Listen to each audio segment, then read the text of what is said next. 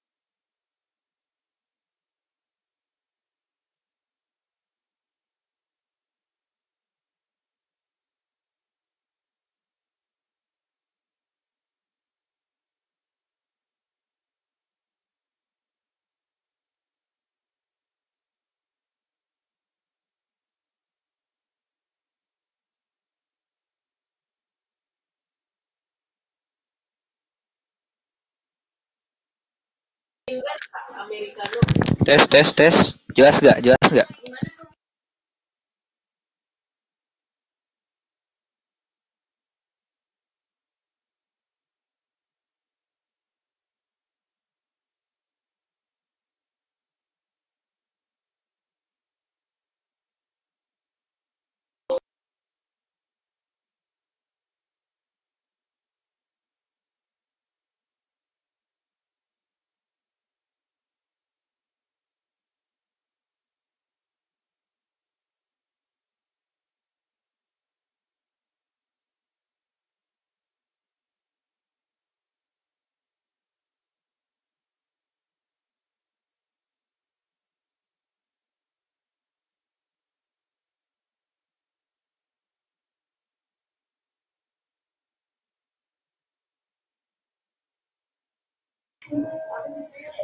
Kalau nanti ada apa delay di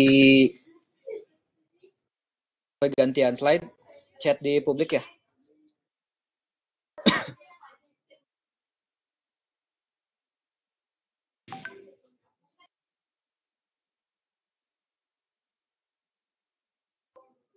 Kita mulai aja ya. Selamat siang teman-teman semua. Di sini saya akan pemaparan materi tentang tips lindungi smartphone dari serangan hacker ya.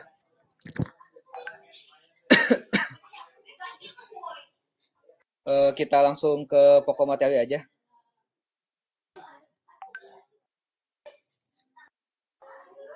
Di sini kan kita membahas tentang smartphone ya.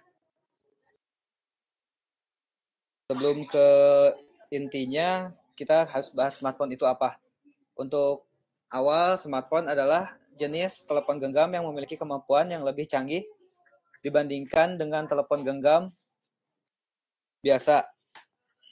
Smartphone memungkinkan pengguna untuk melakukan lebih dari sekedar menelepon dan mengirim pesan teks, tetapi juga dapat melakukan berbagai tugas seperti mengirim email, menjelajah internet, memutar musik dan video, mengambil foto,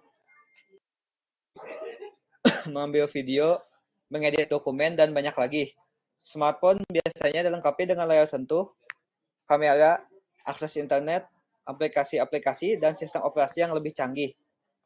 Beberapa contoh sistem operasi smartphone yang populer saat ini adalah Android, iOS, and Windows Phone. Smartphone dapat digunakan untuk berbagai keperluan seperti komunikasi, hiburan, dan pekerjaan.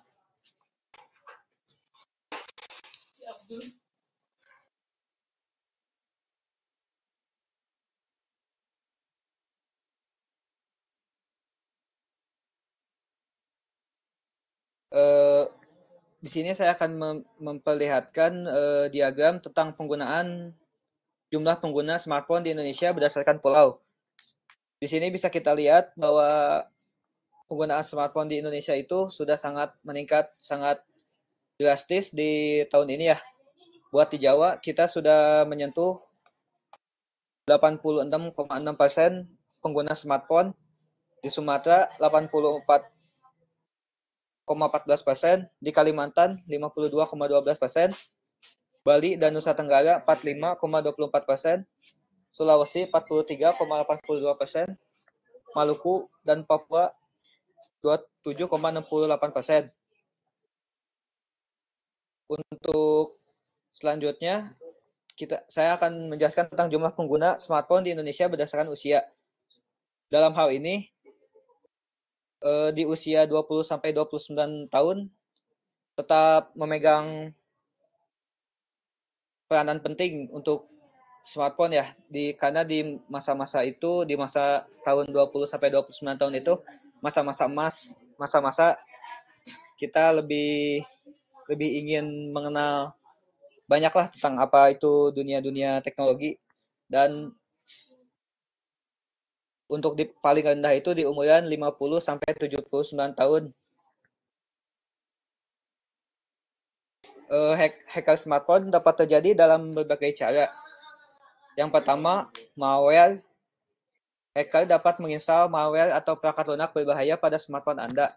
Ini dapat terjadi jika Anda mengunduh aplikasi dari sumber yang tidak terpercaya atau mengklik tautan yang mencurigakan.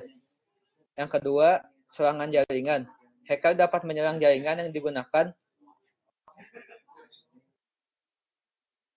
Oh iya, bentar ya.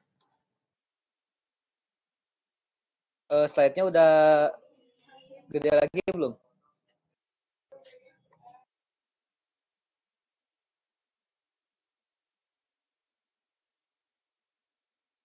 Oke. Yang kedua, serangan jaringan. Hacker dapat menyerang jaringan yang digunakan oleh smartphone Anda. Ini dapat terjadi jika Anda menggunakan jaringan Wi-Fi yang tidak aman atau terhubung ke jaringan yang telah diretas. Yang ketiga, pencurian akses. Jika hacker memiliki akses ke informasi login Anda, mereka dapat mengakses dan mengendalikan smartphone Anda dari jarak jauh, atau yang disebut dengan penyadapan ya.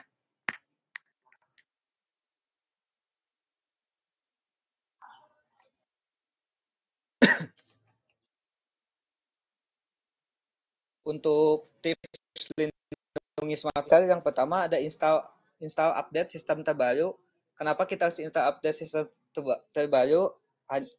Untuk dalam install update terbaru itu kita bisa mendapatkan seperti perbaikan bug dan celah keamanan pada sistem yang dimanfaatkan oleh hacker itu, kayak jika bug itu nggak diselesaikan secara cepat, seorang hacker itu kadang bisa jahil, bisa kasarnya inilah kayak ngetes ilmu dia.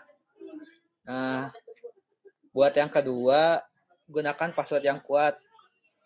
Di sini password yang kuat adalah password yang ada kombinasi angka numerik, angka besar, angka kecil, huruf besar, huruf kecil, dan dari akun ke akun tidak boleh sama.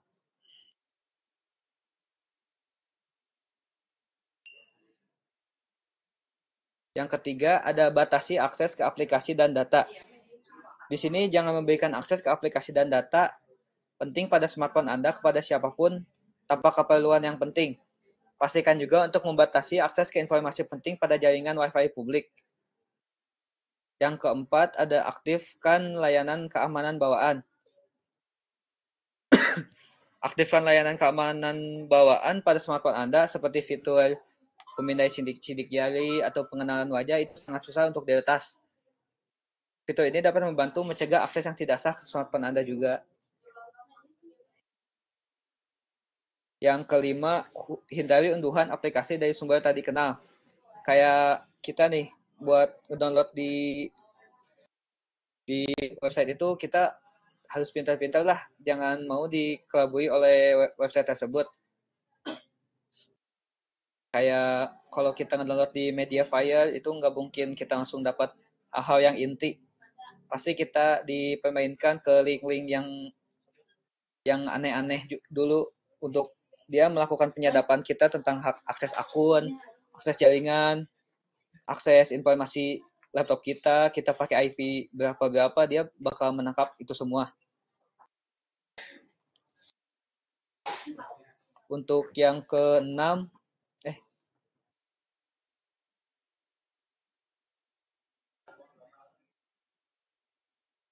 yang keenam, jangan lakukan jailbreak atau root pada ponsel. Jailbreak memang ide paling bagus untuk kita install aplikasi yang sudah tidak disupport oleh Android, oleh iOS, oleh Windows Phone. Itu ide paling bagus, tetapi dalam satu sisi kita membiarkan keamanan kita itu tidak melalui filter yang bagus lah gitu. Dengan pengaturan keamanan yang dihapus, berarti hilang juga kita keamanan pada ponsel, resiko untuk diserang pun semakin tinggi. Maka sebaiknya tidak melakukan jailbreak dengan alasan apapun itu. Yang ketujuh ada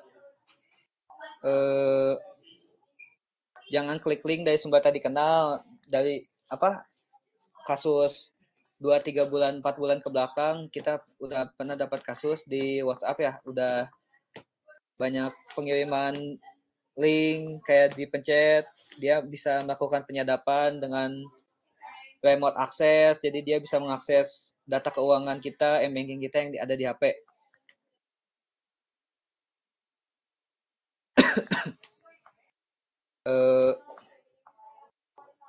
Untuk selanjutnya ke sesi tanya jawab aja ya, kalau ada yang ingin ditanyakan boleh chat publik.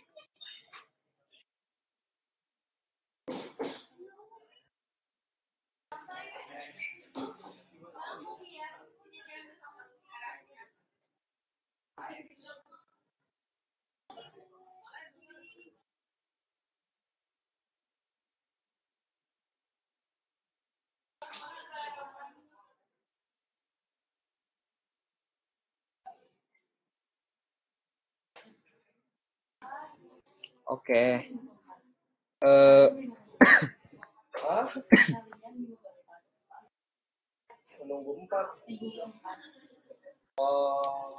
Untuk yang dimaksud dengan jailbreak ya, jailbreak itu kayak kita pengen akses penuh lah, kita membuka root penuh dari situ.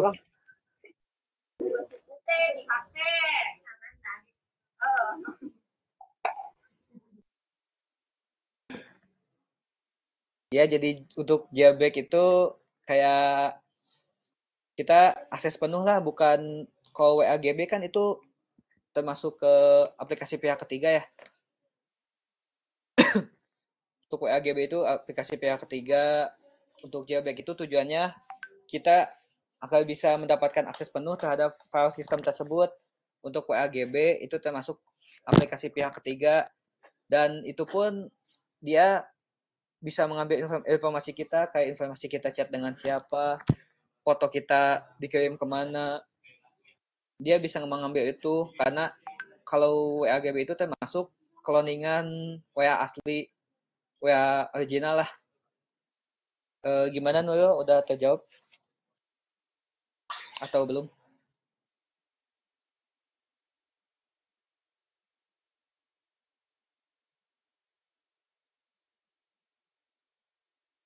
Uh,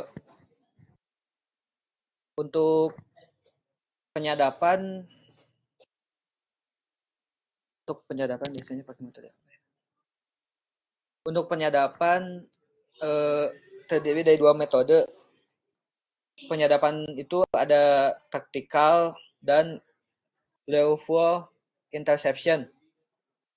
Untuk penyadapan taktikal bisa dilakukan dengan beberapa cara, seperti mendekati lokasi target, kemudian alat khusus dipasang dan ketika target melakukan komunikasi, maka informasi itu bisa diambil. Sementara untuk lawful interception, penyadapan melalui operator seluler dan dilakukan secara resmi lewat jalur hukum, kayak kita ke Telkom dengan membawa surat bahwa kita butuh informasi tersebut untuk kepentingan kepolisian, untuk kepentingan hukum, untuk kepentingan kejaksaan, melakukan investigasi. Dalam penyadapan taktikal ada 3 sistem penyadapan yang disebut penyadap aktif, hybrid, dan pasif. Kalau aktif, dia penyadap bisa melakukan take over sinyal. Take over sinyal, yang dimaksud take over sinyal kayak yang harusnya kita saling berkaitan sinyal secara lurus, jadi dia dibelokkan oleh suatu device. Jadi tidak langsung ke satu baris gitu, nggak langsung sudah dibelokkan. Dan dalam perjalanan si sinyal itu pun kita bisa memodifikasi isinya. Kayak harusnya kita nanya lagi ngapain, malah jadi lagi di mana oleh si penyadap tersebut. Yang kedua ada penyadap hybrid. Kalau hybrid itu bisa aktif atau pasif, tapi jangkauannya tidak terlalu besar. Sementara yang pasif, dia penyadap bisa melakukan penyadapan full semua komunikasi dalam satu BTS atau Base Transceiver Station dan diambil semua. Berbeda dengan metode taktikal, kalau penyadapan lawful interception nggak butuh kayak seperti itu. Penyadap jadi misalnya ke Telkom hanya bertanya tentang nomor telepon target, misalnya nomor telepon targetnya saya gitu, nomor telepon saya ditanyain ke Telkom. Nanti Telkom bisa ngasih di mana akses IP saya pertama, di mana akses IP saya terakhir, dan dalam hal itu pun kita bisa tahu dalam jadi kalau misalnya ada kehilangan orang nih, sebenarnya kita bisa dengan pelacakan IP. Tetapi dalam pelacakan IP itu yang satu kita harus punya surat di bagian hukum untuk menjalankan itu semua. Kayak ada cerita lah, saya punya ini kenalan, dia keluarganya anggota keluarganya ada yang hilang. Tetapi kita tuh sebenarnya ke bagian hukum tuh kayak susah gitu loh, ribet aja. Nah, si orang itu tuh dia punya kenalan juga di bagian Telkom. Nah, dia jadi mencari informasi dengan teman itu, tapi dalam bentuk ilegal. Nah, dari Telkom tuh dia tuh ngasih IP terakhir dia akses, internet kapan diaktifkan terakhir, posisi terakhir. Nah, dalam itu pun kita nggak bisa langsung dapat posisi dia gitu loh. Jadi ada rumusnya tertentu, dan rumusnya itu pun bukan orang biasa saja ya, hanya orang tertentu lah yang bisa buat memecahkan query-query yang susah tersebut. Bagaimana? Ayo, udah terjawab?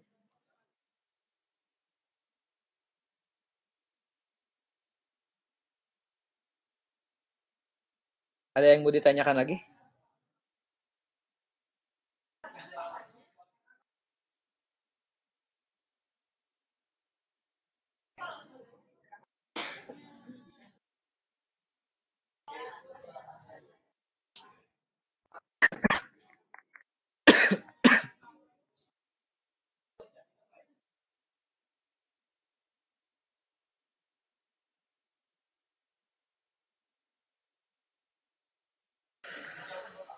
Ada yang mau ditanyakan lagi nggak?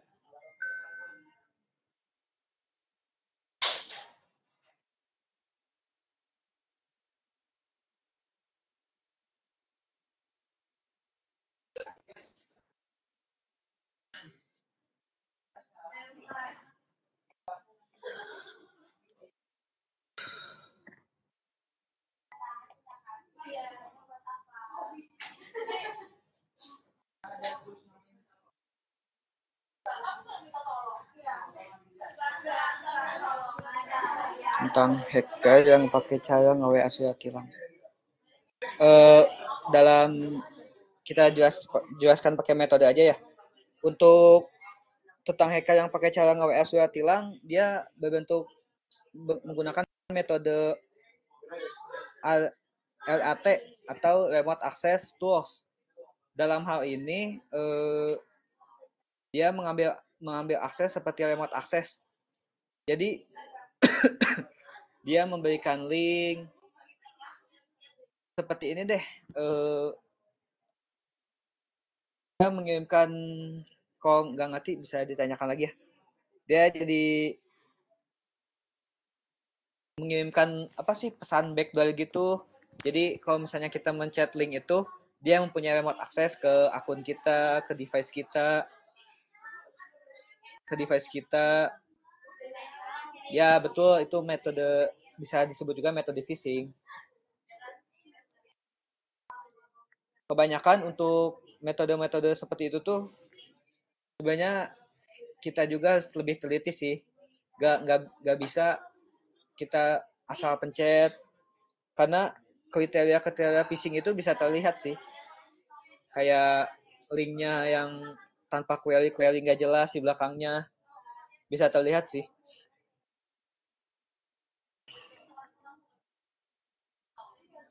Gimana, sudah terjawab?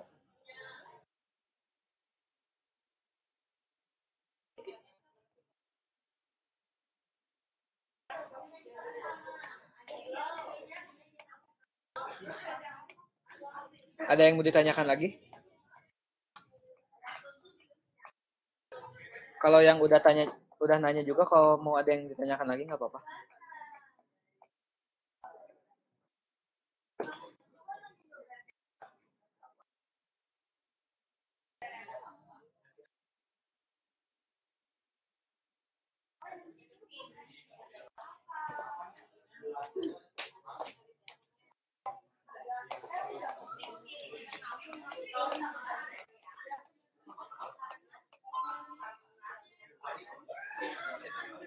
Ada yang mau ditanyakan lagi?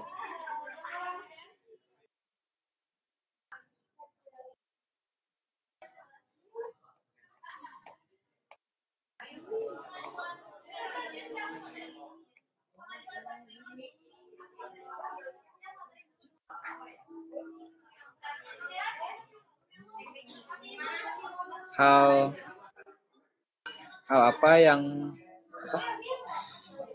harus kita lakukan saat pertama kali HP kita terkena?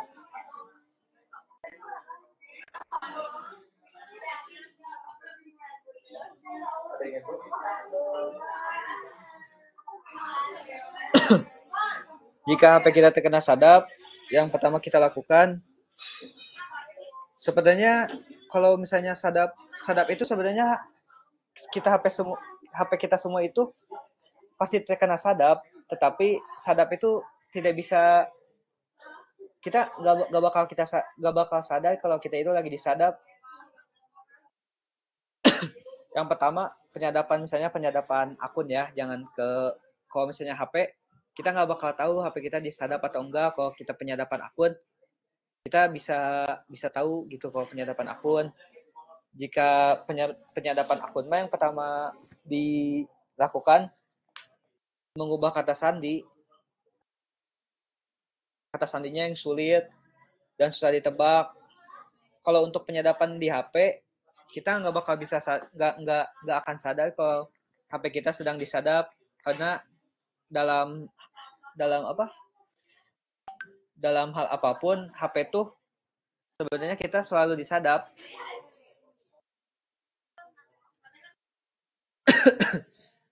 untuk akun, kalau misalnya kalau akun ganti kata sandi, yang kedua aktifkan autentifikasi untuk 2 faktor, jadi keamanan kita berlipat ganda. Terus selalu update perangkat lunak, karena di update perangkat lunak kita bisa melepaskan banyak bug, kita bisa mensegarkan kembali lah sistem perangkat lunak kita. Bagaimana? Sudah terjawab?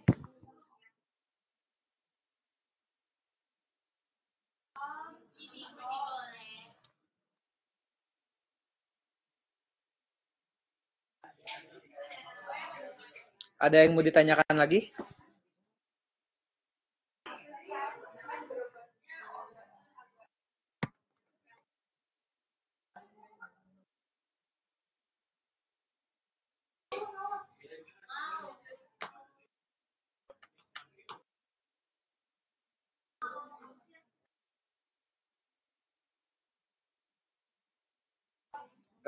Cesar ingin bertanya lagi?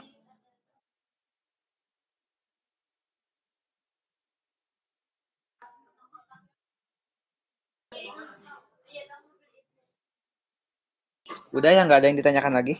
Ada yang mau bertanya lagi nggak?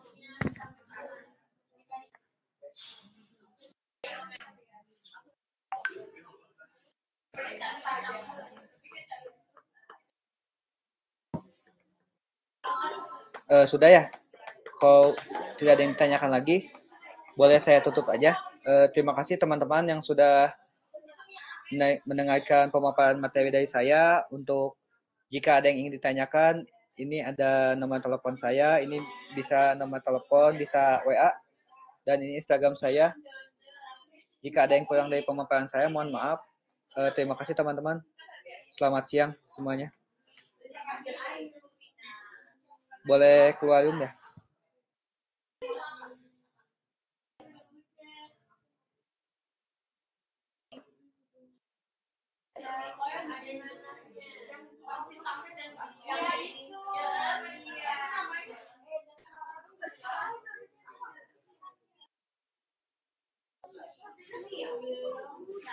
Saudara kemana? Ke ruangan masuk. Di mana?